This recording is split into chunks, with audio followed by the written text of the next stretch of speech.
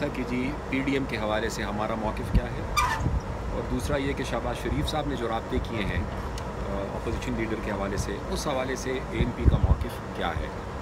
सबसे पहले तो हम पीडीएम का हिस्सा रहे तकरीबन 6 माह तक। उसके बाद कुछ सूरत हाल ऐसे पैदा हुई कि पार्टी ने फ़ैसला किया कि हम मज़ीद पीडीएम का हिस्सा नहीं रह सकते, और फिर हमने पीडीएम से अलहदगी का ऐलान किया। इससे ज़्यादा मैं पीडीएम के हवाले से कुछ कहना मुनासिब इसलिए नहीं समझता कि पीडीएम की वो जमातें नहीं हैं जो अब पीडीएम में है, ना ही उनसे कोई खुदा न खास्ता हमारी कोई लड़ाई है। हमारा असल मसला जो है वो इस वक्त मौजूदा हुकूमत है, और मौजूदा हुकूमत की जो पॉलिसीज़ हैं वो है, और बिलखुसूस इस वक्त जो ख़ित्ते की सूरत हाल है, जो माशी सूरत हाल है, और फिर आने वाले आम इंतखाबात। इस हवाले से मैं समझता हूँ कि पीडीएम में हम हो या ना हो, लेकिन अपोजिशन का इन नुकात पर मुत्तफ़िक होना और मुत्तफ़िक रहना वो बहुत ही ज़्यादा ज़रूरी है। अब इसलिए एएनपी का फ़ैसला ये है कि हम इलेक्शन रिफॉर्म्स पे जो शहबाज शरीफ साहब ने इन्विटेशन एक्सटेंड की है, तो हम ज़रूर इंशाल्लाह उसमें पार्टिसिपेट करेंगे। बल्कि जहाँ पर भी मुश्तरका अपोजिशन के हवाले से कोई कोशिश होती है कौमी इशूज़ पर, ज़ाती एजेंडास पे नहीं, कौमी इशूज़ पर जो भी कोशिश करेगा और वो रुजू करेगा, तो एएनपी का जो रिस्पांस है इंशाल्लाह वो मनफी नहीं होगा, हमारा रिस्पांस इंशाल्लाह पॉजिटिव होगा। अच्छा, ये बताइए कि अफ़गानिस्तान में सबसे पहले तो मेरे ख़्याल से ये वाज़ेह होना चाहिए कि हुकूमत की पॉलिसी इस हवाले से क्या है, क्योंकि बजट सेशन के दौरान भी जितने पार्लियामेंट्री लीडर्स बोले हैं, तो हर एक ने मुझ समेत अफ़गानिस्तान की सूरत हाल पर, बिगड़ती हुई सूरत हाल पर हमने अपने ख़दशात का इज़हार हमने किया है। अफ़गानिस्तान की सूरत हाल नहायत ही इस वक्त कशीदा है और तशवीशनाक है। अमरीका अफ़गानिस्तान से निकल रहा है, और ज़ाहिरी बात है कि वो ये कहे या ना कहे, वो तस्लीम कभी नहीं करेगा, लेकिन मेरे ख़्याल से अमरीका अफ़गानिस्तान के मसले का हल कत्तन नहीं है और ना था। जब अमरीका आया था उस वक्त भी इन ख़दशात का इज़हार किया गया था कि जी एक दफ़ा पहले भी जब रूस को शिकस्त दी गई और रूस अफ़गानिस्तान से निकला, तो उसके बाद अमरीका और सारी दुनिया ने अफ़गानिस्तान को अपने हाल पे छोड़ दिया, और किसी ने फिर अफ़गानिस्तान के साथ किसी किस्म का रब्ता नहीं रखा, ना ही ताउन किया, जिसके नतीजे में अफ़गानिस्तान खाना जंगी की तरफ चला गया। ये बात बार बार जब पिछले सालों में अमेरिका के साथ की गई, यूरोप के साथ की गई, मगरबी दुनिया के साथ की गई, तो उनका यही कहना होता था कि नहीं, इस दफ़ा हम अफ़गानिस्तान को ऐसा छोड़ के नहीं जाएंगे, हम एक। अब तो ऐसे नज़र आ रहा है कि शायद अमेरिका की सियासत जो है वो हावी हो गई है, और अब अफ़गानिस्तान से उनका इनखला जो है वो इनकी सियासी ज़रूरत बन गई है। जो बाइडन की ये कोशिश थी और है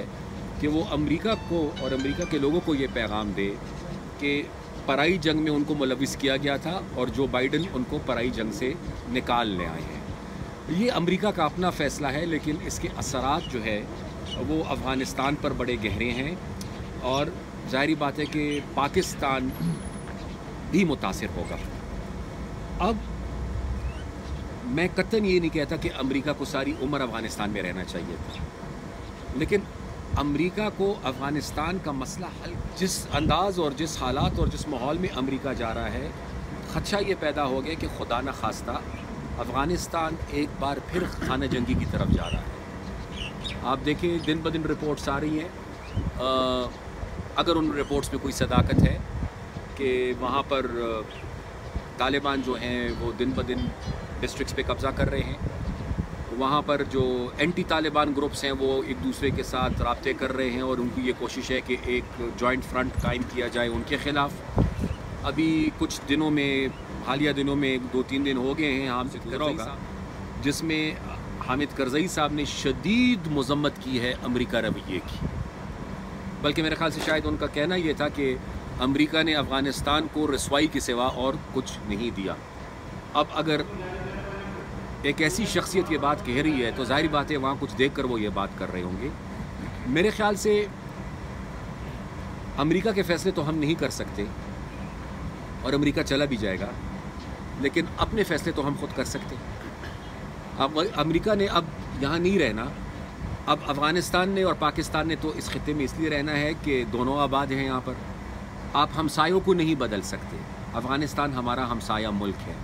اور ظاہری بات ہے کہ ضرورت اس بات کی اس وقت ہے، ہمارا ANP کا موقف یہ ہے کہ سب سے پہلے افغانستان اور پاکستان کو ایک میز پہ بیٹھنا چاہیے۔ دہشت گرد اس طرف جا رہے ہیں یا اس طرف سے اس طرف آ رہے ہیں، سب سے پہلے تو اس سلسلے کو روکنا ہوگا، اور پھر افغانستان میں امن اور استحکام کے لیے پاکستان جتنی بھی کوشش کر سکتا ہے وہ کوشش ہمیں کرنی چاہیے، کیونکہ خدا نخواستہ اگر ایک دفعہ پھر ہم آگ کے اس دریا میں کود پڑے تو یہ یاد رکھیے گا کہ آج تو چونکہ بجٹ کا تقریباً آخری دن ہے، یہ جو بھی فگرز آپ یہاں پر ہمیں دے رہے ہیں، یہ جو بھی ہم ٹارگٹز اپنے لیے رکھ رہے ہیں کہ جی اتنا ہمارے GDP گروتھ ہوگی، اتنے ہم ٹیکسز کلیکٹ کریں گے، اتنے صوبوں کو ملے گا، خدا نخواستہ اگر اس ملک کا امن متاثر ہوتا ہے یہ سب کچھ بے معنی ہو جائے گا۔ اب ایک میٹنگ رکھی ہے انہوں نے میرے خیال سے 1 کو پارلیمنٹ میں، اس میں انشاءاللہ ہم شرکت کریں گے اور اس میں دیکھیں گے کہ پھر حکومت اور ریاست کا کیا موقف ہے۔ حکومت کا اور ریاست کا موقف سننے کے بعد ہم اپنی رائے دیں گے، اور ظاہری بات ہے کہ جو ان کیمرہ ہے وہ ان کیمرہ کہیں گے، جو پھر باہر کہنے کی بات ہے وہ انشاءاللہ اس اجلاس کے بعد پھر باہر آپ دوستوں سے پھر بات کریں گے۔ دیکھیے جی، سب سے پہلے تو اس وقت معذرت کے ساتھ لیکن 2-3 ایسے موقع آئے۔ اس سے پہلے آپ کو یاد ہوگا کہ ہندوستان کے ساتھ تقریباً ہم حالت جنگ میں تھے، خدشہ یہ تھا کہ پاکستان پر کسی بھی وقت حملہ ہو سکتا تھا۔ آرمی چیف یہاں پر آئے اور انہوں نے صورتحال سے ہم سب کو آگاہ کیا۔ اس میٹنگ میں بھی وزیر اعظم صاحب جو تھے وہ غیر حاضر تھے۔ اب پھر سے نیشنل سیکیورٹی کی میٹنگ ہو رہی ہے۔ اب میری معلومات کے مطابق اگر اب حکومت نے نظر ثانی کر لی یا کر لے میں نہیں کہہ سکتا، لیکن میری معلومات کے مطابق کل شام تک تو یہ پروگرام تھا کہ وزیر اعظم صاحب نے پھر شرکت نہیں کرنی۔ اب اتنے اہم ایشو پر جہاں پر ساری اپوزیشن کی قیادت آ کر بیٹھے گی، نمائندگی ہوگی، فوج کی نمائندگی ہوگی، انٹیلیجنس ایجنسیز کی نمائندگی ہوگی، وزیر اعظم صاحب کی نمائندگی اگر نہیں ہوگی تو ہم کیا حاصل کریں گے؟ یا تو وزیر اعظم صاحب یہ اعلان کر دے کہ جی فارن پالیسی اور انٹرنل سیکیورٹی یہ حکومت نے مینیج نہیں کرنا، یہ ریاست نے مینیج کرنا ہے، تو اس کے بعد پھر ہم حکومت سے مطالبہ کرنے چھوڑ دیں گے، ہم ریاست سے بات کریں گے، ہم ریاست سے مطالبہ کریں گے۔ لیکن اگر یہ حکومت نے کرنا ہے تو حکومت وزیر اعظم ہے، اور پھر وزیر اعظم کو ایسے موقع پر ہونا چاہیے۔ خان صاحب کی 5 سال مدت پوری کرنا، میرے خیال سے اپوزیشن کا متفق ہونا یا متفق نہ ہونا، میرے خیال سے شاید اس کا اتنا عمل دخل اس میں نہ ہو۔ عمران خان صاحب اگر اپنے 5 سال مکمل نہیں کرتے تو میرے خیال سے یہ ان کی اپنی غلطیوں کی وجہ سے ہوگا، کسی اور کا اس میں عمل دخل کم ہوگا۔ یہ ان کی خوش قسمتی ہے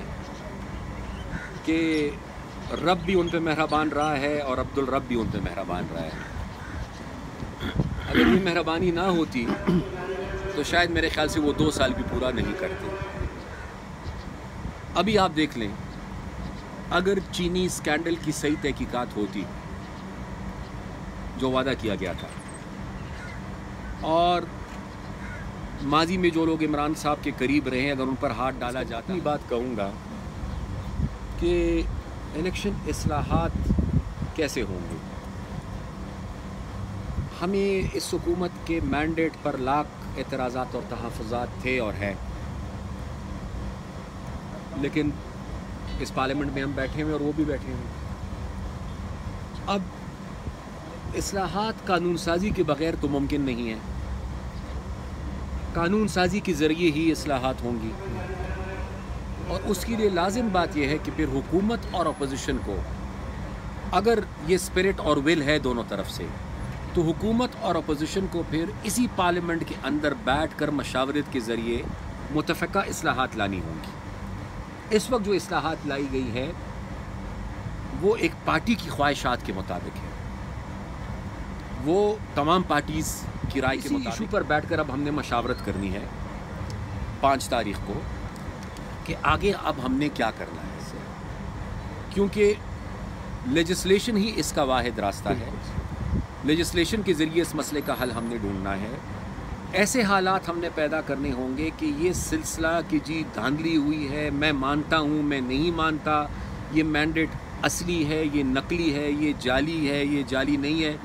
تاکہ ان باتوں کا ہمیشہ ہمیشہ کے لیے خاتمہ ہو جائے. اور اس کے لیے میرے خیال سے مشاورت اور قانون سازی، یہ دونوں چیزیں ضروری ہیں.